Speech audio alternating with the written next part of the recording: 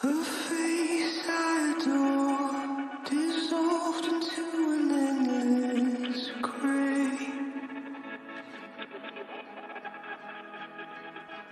There was something more behind the fragile words you say.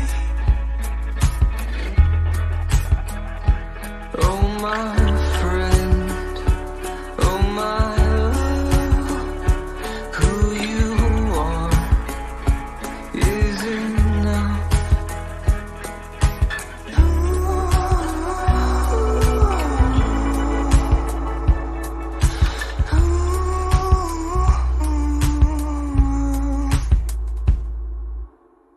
It's going to be alright.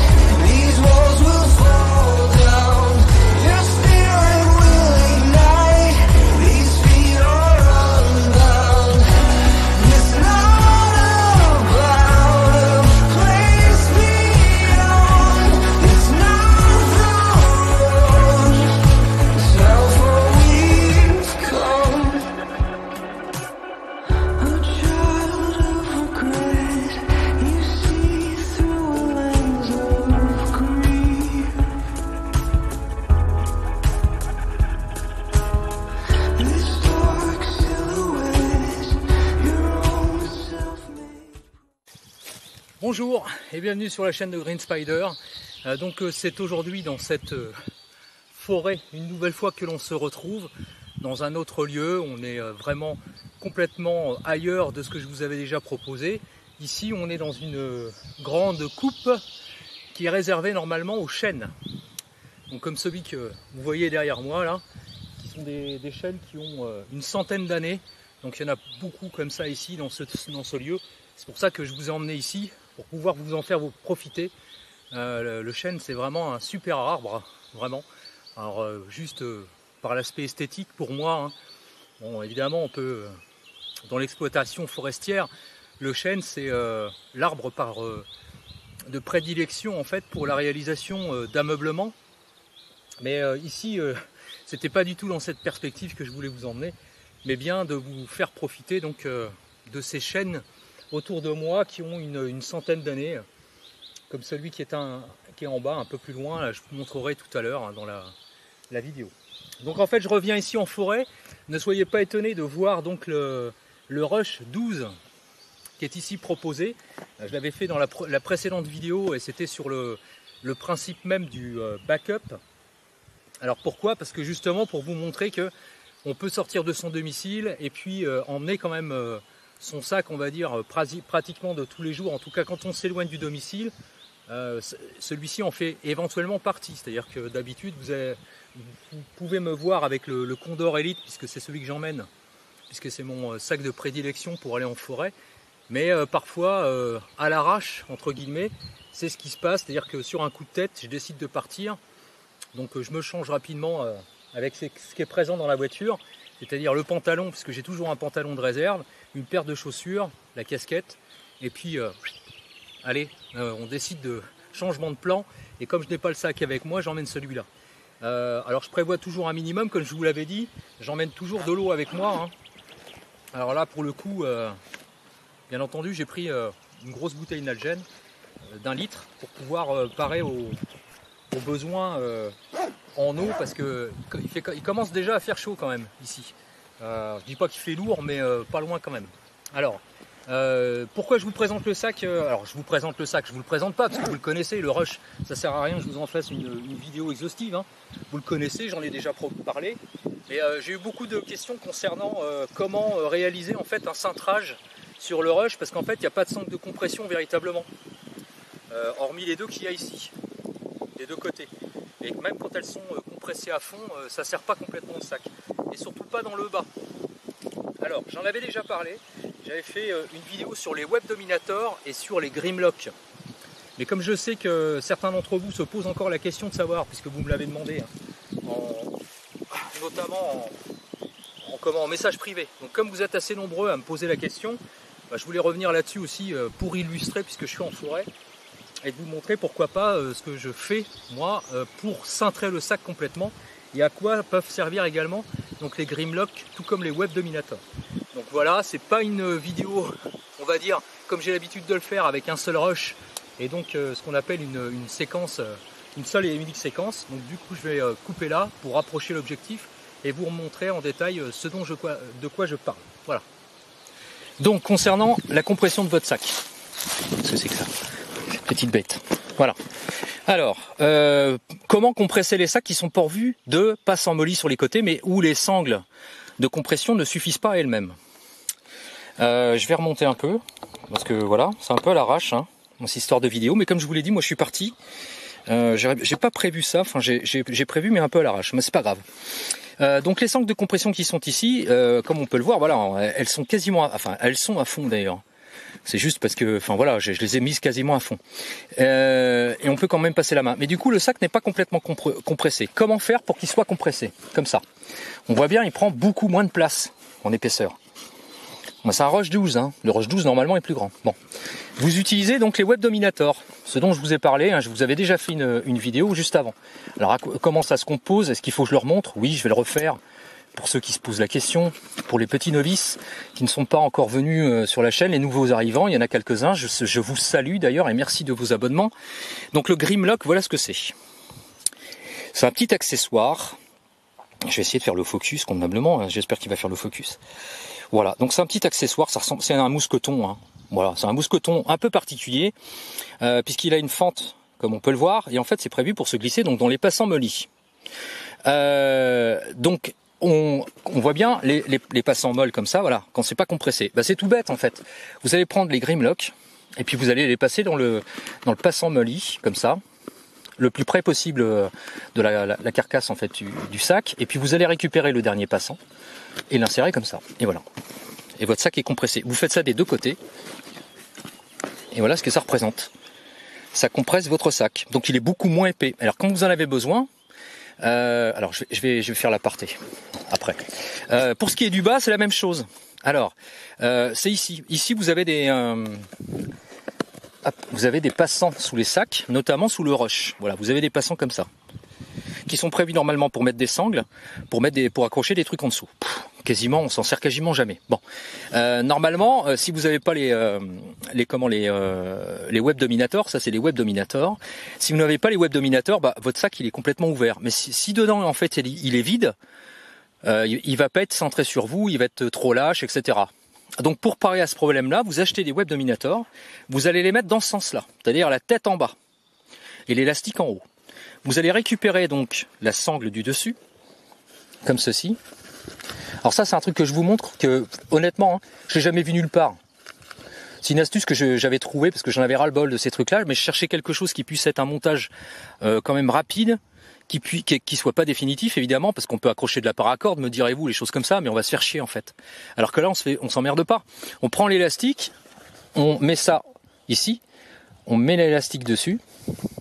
Pour pas que ça gêne, on rabat l'élastique sous le truc en dessous. Il faut que je le fasse convenablement parce que si je commence à faire le truc mais qu'à moitié, on va me dire c'est de la merde, ça tient pas. Et voilà. Et votre sac, il tient parfaitement. Et il est compressé. Et quand vous en avez besoin, bah vous ouvrez en bas. Vous ouvrez vos Grimlock de chaque côté et vous retrouvez la combinaison du sac d'origine. Voilà. C'était juste pour ça que je voulais vous présenter cette astuce, parce qu'honnêtement je l'ai vu nulle part. Alors peut-être qu'il y en a qui ont, depuis qu'ils l'ont trouvé, ou qui se sont inspirés de ce que j'avais proposé il y a très longtemps, j'en sais rien, c'est possible, hein, d'ailleurs tant mieux si c'est le cas. Mais voilà, c'est l'astuce que j'ai trouvée. Alors, pour ceux qui se posaient la question, parce que j'ai eu pas mal de messages, et notamment en me disant « Oh, j'ai trouvé des Grimlock, une vingtaine pour 12 €. Je dis stop. Alors oui, bon, ok, ça va faire l'affaire, ça fonctionne, oui, enfin bon, allez, grossièrement, grosso modo, ça fonctionne, mais c'est de la saloperie. Comme disait un illustre journaliste culinaire, c'est de la merde. Si vous prenez autre chose que de l'ITW ou de l'IKBS, c'est de la merde, c'est de la saloperie. Voilà. C'est-à-dire que un Grimlock, c'est en plus traité IR, parce qu'à la base, c'est du matériel militaire. Alors, ce sera difficile, mais regardez la surface, ce que ça représente. Alors, sont tous comme ça, que ce soit les vrais. Hein. quel que soit le type de coloris. On voit bien, ils sont légèrement granuleux, on va dire. Enfin, il y a une espèce de surface. Ils sont traités hier, donc anti-hier, pardon. On voit bien, il y a du marquage dessus, d'un côté comme de l'autre, avec des numéros de série en fait. Si vous n'avez pas, si vous voyez que ce sont des trucs qui sont mat, de couleur mat, qui a pas de numéro, y compris sur l'insert ici, hein, il y a des numéros ici. Voilà. Qu'est-ce qu'il y a d'autre? Et puis ils ont cette particularité à l'arrière, ils ont une espèce de deux petits ergots là. J'espère que je vais faire le focus convenablement parce que le petit cochon il veut pas. Voilà. Bon. Ça résiste sans problème. Regardez, si je mets, là je vais tirer. Franchement, hein, je force. Regardez, je peux pas le péter le truc. Vous voyez? Il y a une butée ici. C'est dans le talon. Le talon ne va pas plus loin. Il y a une butée. On sent de toute façon, il y a une espèce de résistance. Ça, il n'y a pas de problème. Si vous prenez les ersatz, pour être gentil, hein, en disant que c'est de la copie, vous faites ça, mais même sans forcer, hein, vous allez le péter le truc. Il va s'ouvrir de là, de l'autre côté, et après c'est rapide pour le remettre. C'est de la saloperie. Oui, c'est pas cher, mais c'est de la merde. Donc si vous voulez des trucs qui tiennent dans le temps, j'entends, prenez des origines. Alors effectivement, c'est plus cher, hein, parce que ça vaut 3 € pièce. Donc effectivement, ça peut paraître cher, mais ne prenez que ça. Sincèrement, parce que vous n'allez pas le regretter. Et si vous prenez d'autres, franchement, vous le regretterez. Même en faisant la compression comme ça, parce qu'à un moment donné, on ne sait pas pourquoi, les trucs ils vont lâcher. Parce qu'en même en plus, le système d'ergot qui est là pour garantir la fermeture ici, c'est pareil. Hein. Vous pouvez tirer dessus, hein, ça va pas s'ouvrir. Hein. Enfin, évidemment, si vous tirez vers le haut, en appuyant sur le truc, ben même pas. C'est parce que j'ai dû appuyer sur le truc. Bref, on peut pas l'ouvrir. Ah, franchement, non. Bref, ça tient super bien. Si vous prenez les autres, vous pouvez être sûr que ça va s'ouvrir au quart de tour. Donc, ne prenez que ça. Franchement, je vous le conseille. Alors, comment faire pour pas se gourer? C'est pas compliqué. N'allez que sur des sites officiels qui présentent du matériel réservé à cette fin, de type tactique. Donc, je pense en France à OPS Équipement. Voilà, ils en proposent. Voilà, Terang. Tout le monde connaît. Étranger en Angleterre, n'allez que chez Wellkit ou Military 1ST. Coutellerie Tourangelle en présente aussi de souvenirs.